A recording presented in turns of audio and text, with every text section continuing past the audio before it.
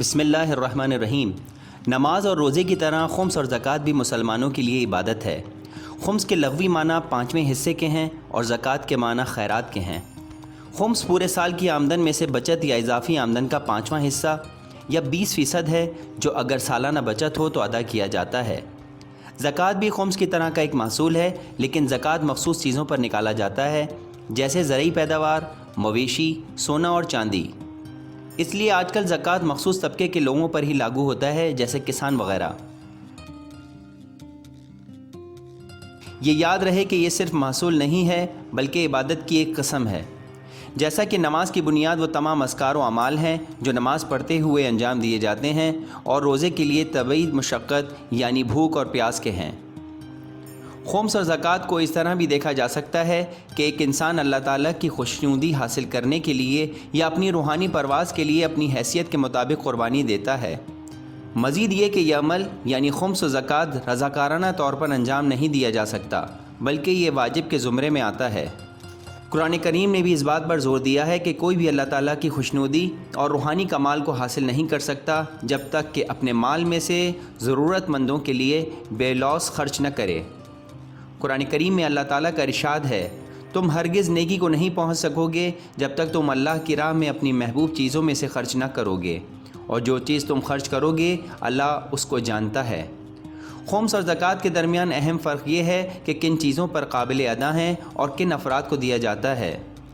خمس رسول اللہ صلی اللہ علیہ وآلہ وسلم اور ان کی اولاد کے حق کی حیثیت سے چند شرائط کی بنیاد پر یتیموں اور محتاجوں کو دیا جاتا ہے۔ کئی فرامین معصومین علیہم السلام میں یہ بتایا ہے کہ جس شخص نے خمس ادا نہیں کیا تو گویا اس نے معصومین علیہم السلام کا حصہ غصب کیا۔ ہم اپنے اگلے اسباق میں یہ جانیں گے کہ خمس کس کو دیا جاتا ہے اور امام کی غیبت کے دور میں اس کو کس طرح بانٹا جاتا ہے۔ زکوٰۃ کا مطلب خیرات کے ہیں، لیکن اس کے لغوی معنی ہیں ایسی چیز جو پاک کرے۔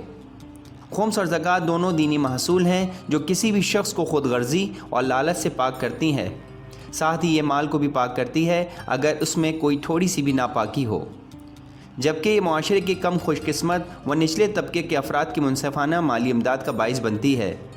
رسول اللہ صلی اللہ علیہ وآلہ وسلم کے دور میں زیادہ تر لوگوں کے پاس زرعی پیداوار، مویشی، سونا اور چاندی کی شکل میں مال و دولت ہوا کرتی تھی، اس لیے لوگ خمس کے بجائے زکوٰۃ ادا کرتے تھے۔